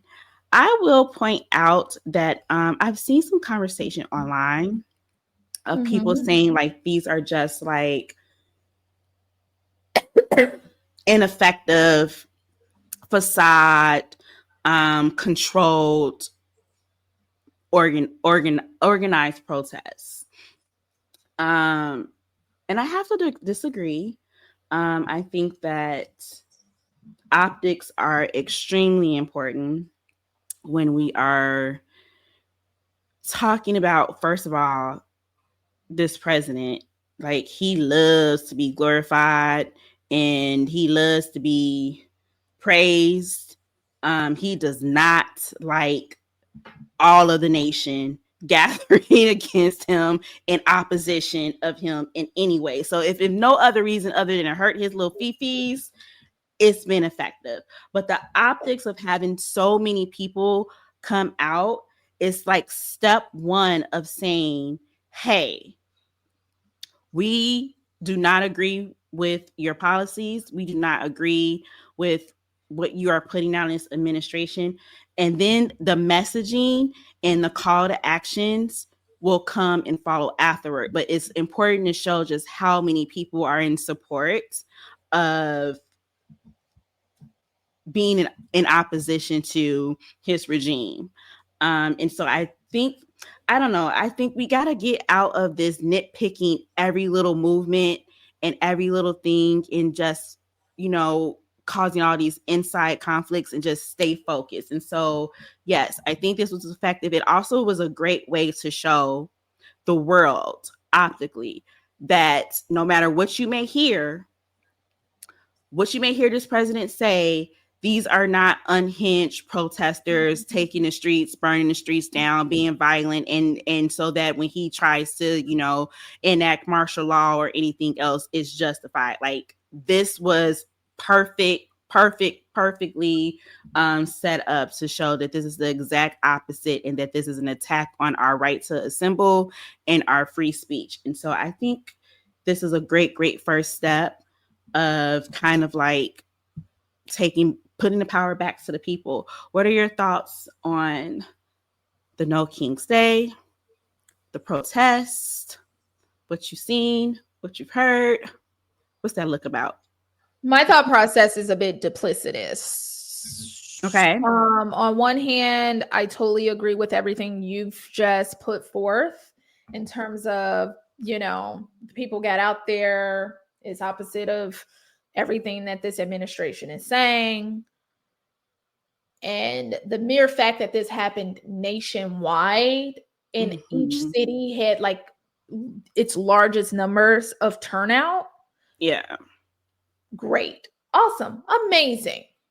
But then my very next thought is, why does bad always get to happen before the people decide that they want to be involved in a democracy? Why are we never trying to protect the democracy before the democracy is under attack? That's annoying. Like, it's like trying to cure the cancer after you've been diagnosed. The prognosis you've been given is horrible. It's not good. Okay. and all of the medication available is not very helpful. But now you ready to go ahead and clean up your diet and start fighting this disease in your body. That's how I feel about Americans. Like, in all seriousness. I tell you this all the time. I worked in politics to get people interested in actual policy. And we always did our stuff local first. Everything was local. So we had to get organized, and 9 times out of 10 areas that were quote unquote purple and just move the margin. We were never moving this many people. It was never 10,000 people that we were trying to move. We were moving votes up to the something like maybe up to a couple thousand. It was never major numbers that we were getting people interested. And it was the same people who were always interested and always willing to listen to what it is we had to say and to offer them information on what candidates had to offer them as it related to policy and where their current county or state was on a policy and what this politician was going to do. People, in my opinion, are still not interested. They're in the fight because it's this side versus that side, but they're not really in the fight. So I guess on one hand, great, people are turning out, but are they turning up? And what I mean by turning up is, are you paying attention to the details? I just feel like we're at that place, when your friend got into a fight in the schoolyard and you was like, hold on, wait a minute. You not finna talk to my friend like you don't even know what they fighting about, but you got in the fight. You know what I'm saying? But you running up last minute when you saw your friend earlier that day had a problem with this person and you ain't had nothing to say. But now that it's a physical, you want to get in it. I'm annoyed to some level with this, if that makes sense. Happy seeing it happen, but it's just like that woman. I don't care if you like her. I don't care if you don't like her silk press. I don't care if you don't like her shrilly voice. I don't care. She told you everything play by play, and you didn't stop to think. She has more insight and access to records and details than I do. Maybe I should listen to her. Everything that woman said then came true. Every single thing. Kamala Harris, like I know, which is why we have this show. Nobody listens to us. Nobody we have notes. We know objectively, factually, that United States has one of the lowest turnouts for voters in a free democracy. Allegedly. And then we also know that it's just human nature that people don't care, get complacent, are not concerned, or there's no urgency, there's no any of that spark until it gets on people's doors. And I think that's why Black women, Black people specifically, but especially 92%, we're always so plugged in because we always have a fire lip under us. Like, we're always facing these issues, but these other groups of people, these other minorities, other people of color, white people, liberals, like even some conservatives, none of this stuff matters to them, because when I tell you, they don't face the stuff that we face every single day, and they don't see how stuff connects.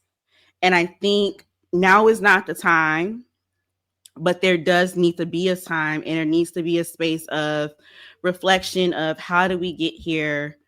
What can we do moving forward so that we're not in this position as a country ever again? This simply won't do. This simply won't work, because when we do this, what we do, when everybody just like goes about mosey on, do what they got going on, you get a dictator.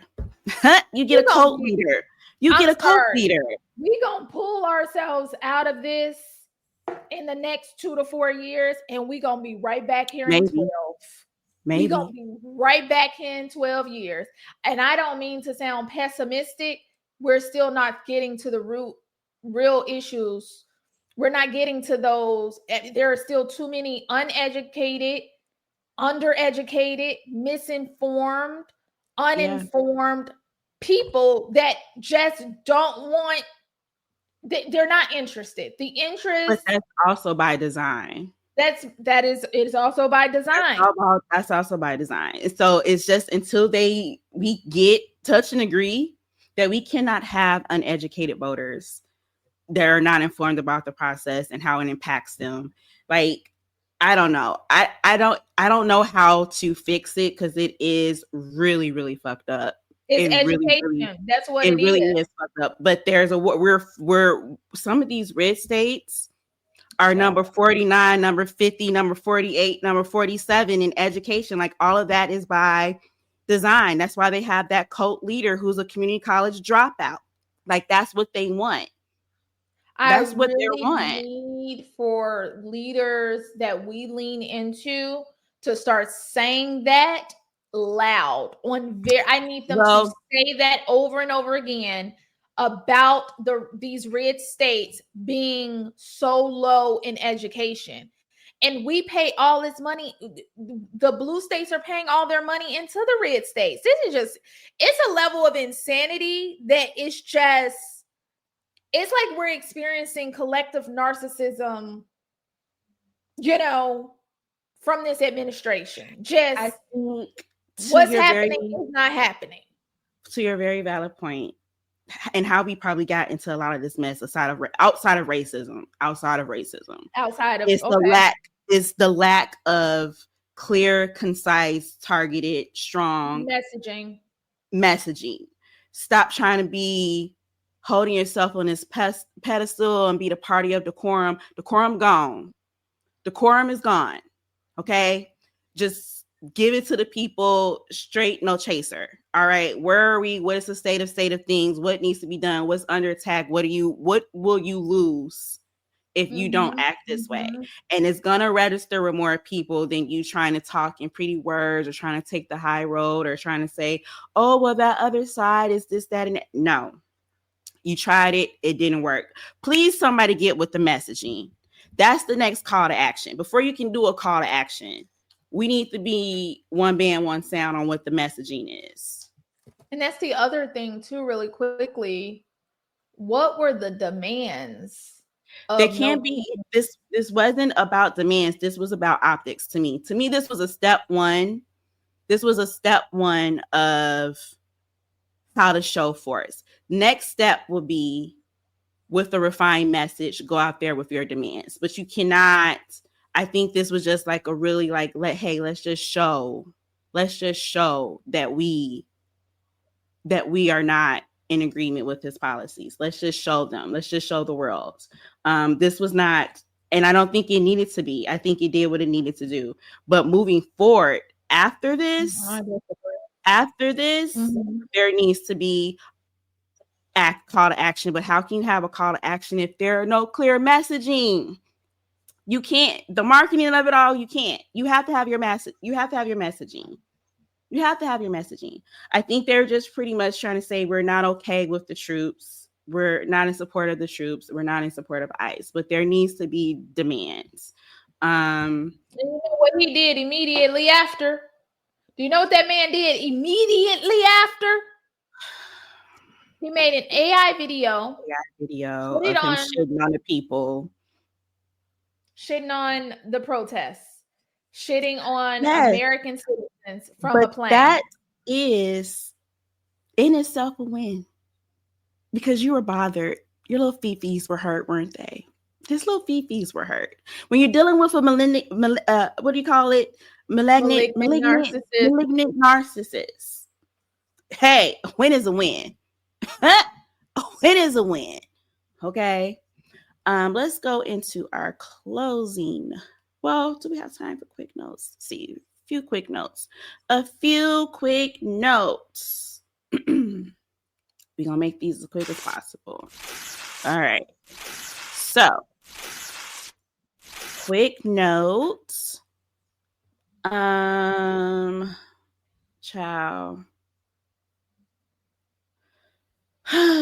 Nicki Minaj announced that she is no longer going to be releasing her not anticipated at all album. She tells fans, I hope you're happy now. And she tagged Jay-Z. Any quick notes for Nicki Minaj, who's no longer dropping her album or making any music? I guess she's retiring, perhaps, perchance. Child, I don't know. I need for her to get over whatever obsession she has with Rock Nation or Jay-Z or whatever they wronged her or whatever. Take it to court, put it in a civil lawsuit, and be done with it that way. Like, Yeah. all of this back and forth. Like, if you're gonna do something, do something. Hit that man in Rock Nation in the pockets. All of this back and forth on the internet is so childish. And okay, girl, just I need her to find a really, really, really, and I'm not saying this facetiously, I'm saying this seriously. Find a really good therapist, okay? And take 2 years off. Take a good 2 years off. Go on hiatus, come back, give people a chance to miss you. Prince Andrew gave up his royal titles. Something to do about Epstein files, name being in it, child. Any notes for the no longer royal Prince Andrew? How bad does it have to be that he gave it up himself? How bad, how deep does the rabbit hole go? Do we even want to know? It's got to be bad. That's my note. It's got to be bad. Eddie Winslow is, I guess, apparently in jail for being behind on his child support. He is representing himself. Harry.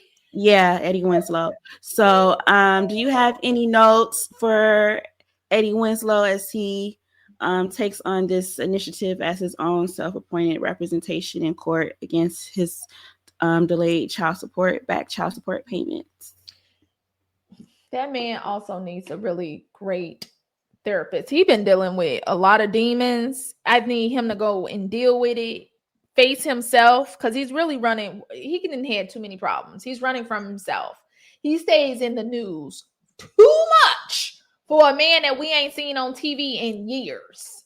Okay? Always in the news for the wrong reasons. Wrong road. He too needs a therapist. Wrong road. As soon as you can afford one, go get one. Last but not least, last week we lost Diane Keaton. This week we lost D'Angelo. The names start with the D, but it's not the person we have been asking to be taken up out of here. Any notes on the passing of D'Angelo, musical prodigy, played Rest every in peace, instrument. first of all, to Diane Keaton. She gave us great art, great laughs. First Wives Club is one of my favorite movies to watch in the middle of winter. I always watch that movie every single year in the middle of winter. It is so comforting. And to D'Angelo's loved ones, family, fans, I'm one of the fans. His duet, this is my favorite duet of all time. Nothing Even Matters with Lauryn Hill. If y'all ask me how many times I've listened to that song in my lifetime, I do not know. Okay? I do not know. That song did not work anymore on that Miseducation CD. But rest in peace to that man. He made magical music, if you ask me. That's my vibe. Like that vibe, that neo soul vibe. I live there. I vibe there. Condolences to his son, to him and Angie Stone's son. Yeah, he lost both of his parents in such a short period of time. Yeah, span of time. Yeah, that's really, really sad. I believe D'Angelo also has a young daughter. So definitely condolences. But a legend. Man. And I'm glad that people are rediscovering him. Like I hate that happens after we lose a person, but because I didn't know that he played. If I knew it, I forgot it. I didn't remember that he played and taught himself to play like almost every instrument, if not all like every instrument. Just like Prince. So we always hear that be attached to Prince, but I don't remember a moment where that. Yep. So and really quickly, okay. Remember the movie Jason's lyric? Mm-hmm. You will know. You will know. Yeah. He wrote that. Where all the black men is in the video. Tevin Campbell. You know what I mean? All of them. And the ones that didn't fare out so well, they got some cases on them at this point. But Gerald Levert, everybody is in that video. He wrote that. Wow. That is a beautiful song. Rest in heaven, D'Angelo. Okay. Let us close it out. We're going to go into some closing notes. See, you're not in here when I did it. Girl, what's the clapping about?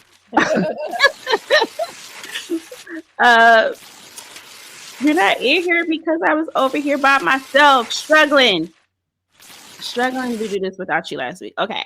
Closing notes. See, what do you have about closing notes? Where are you at for this week? Yep. This week. Mm-hmm. I'll explain this in another episode, but if you decide to take your ass out of town and spend your good earned money, okay? Wow. And use your limited PTO. Make sure you're going out of town with people that you actually like and like you. Seems like a no-brainer. Seems like common sense. But I'm just going to put that out there, okay? Go to God with it first before you book the flight. I'm going to leave that where it's at. We'll talk about it later. Another note, I'm going to talk to Saweetie first. Saweetie. When you out here, everybody, like, if we all want to be honest, a good 90-95% of the people that are over the age of 40 has done some dirt in their lives, that they got secrets and skeletons in the closet, and that's their business. Okay? If you are going to do dirt, make sure the people you doing the dirt with, if you are doing it, okay, is an actual friend and not a foe. Like, keep it close to the chest. Like, there's no reason for this woman to be out here speaking on your name. You figure out a way to check it and check it quickly. As it relates to Brandy and Monica, what's going to be a legendary tour when it's all said and done.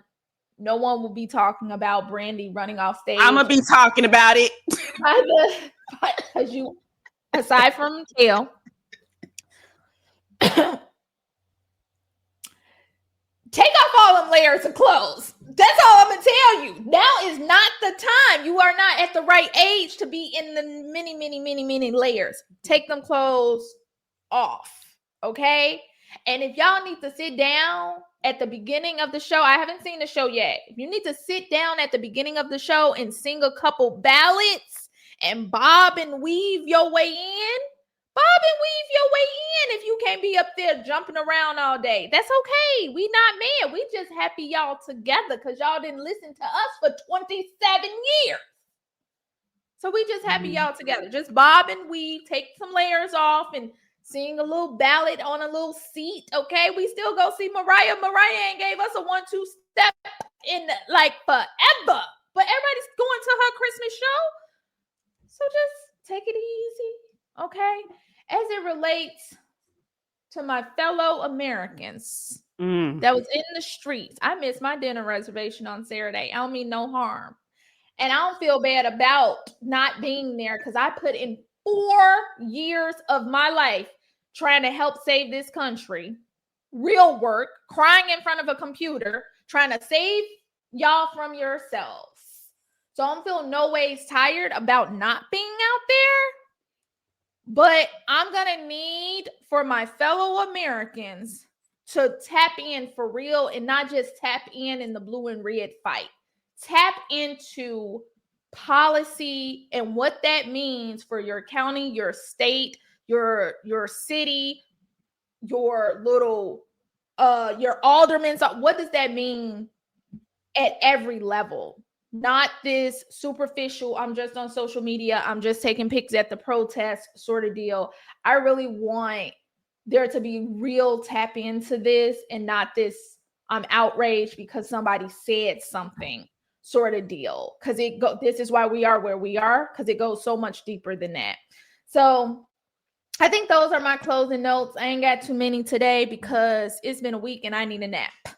What you get? That was a lot, friend. Oh, okay. I thought that was a little, but okay. No, I do need a nap, so I don't know. People needed that. All right, so my closing notes. I'm going to start here. Listen. I grow weary. I grow tired of having to tell y'all the same thing over and over again, but you don't listen. Okay. So here, let me show you again. Let me show you again. All right. Y'all voted for this. Okay. Let's get into it. Are made up of Hamas terrorists, illegal aliens, and violent criminals. That the Democrat Party's main constituency are made up of Hamas terrorists, illegal aliens, and violent criminals. Okay. That is who y'all put into office. Democratic constituents, you, me, anybody that's not a Republican, we are now part of Hamas. That's how that works. The press secretary just told us that we are now a part of Hamas terrorist group. Huh? Is it clicking yet? Is it clicking? No. Okay, let's give you a little bit more. What was this? What was this? Young Republicans racist chat exposed. Everyone that votes no is going to the gas chamber.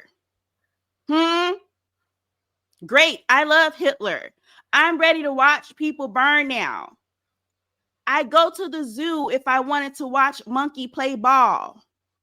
Huh? What? Everyone that endorsed us, but then votes for us is going to the gas chamber. Like, they love the watermelon people. I get on this show and I try to say it nice for the people. I really do. But I don't think being nice is helping y'all in the least. So I just want to be as clear as I possibly can. Season 2025 of the United States of America, this reality show trash that we live in of a country, is the way it is because y'all are racist. Y'all are racist. Y'all are racist. That's it. We don't got common sense gun laws because what? Y'all racist. We don't got universal health care because what? Y'all racist. I just found out that the reason why we got paramedics is because y'all didn't even want Black people to be able to go to the hospital back in the day. So we had to create a way for medical professionals to come to our homes and provide us with emergency care. And that's why everybody got high ass paramedic ambulance bills now, because y'all are racist. Okay? White supremacy hurts everybody. Say it with me. White supremacy hurts everybody. T said it earlier. In 12 years, we're going to be in the same place over again. Yes. If y'all don't stop being racist.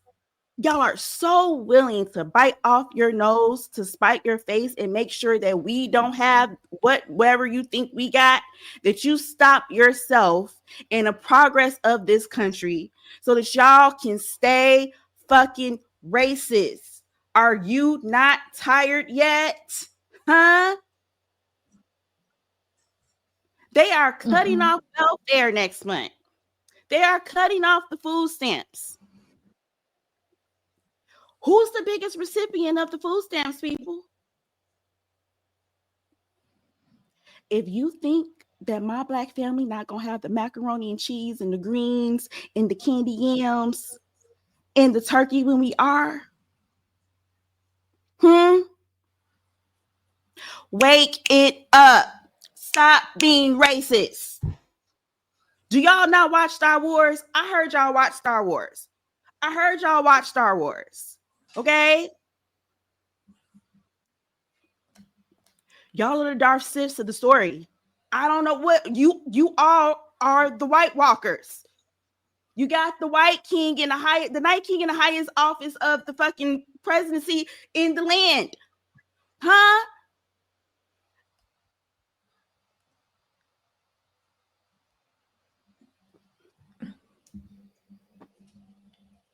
You don't want nice things. I just feel like we could have been, as a people, on our more so could have been on great. We could be flying through the air with our bodies, communicating with the aliens, just living an intergalactic life. Now I'm trapped on Earth with y'all,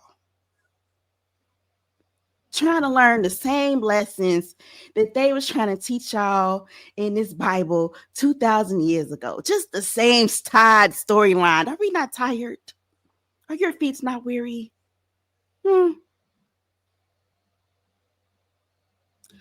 That's it.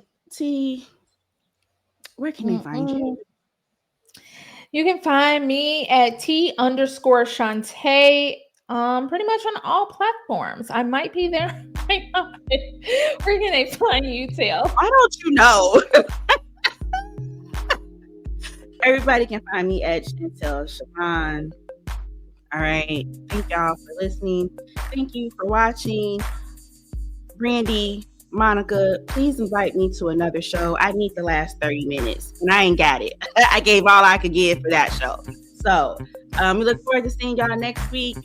Bye, y'all. Girl, where are you at? There you go.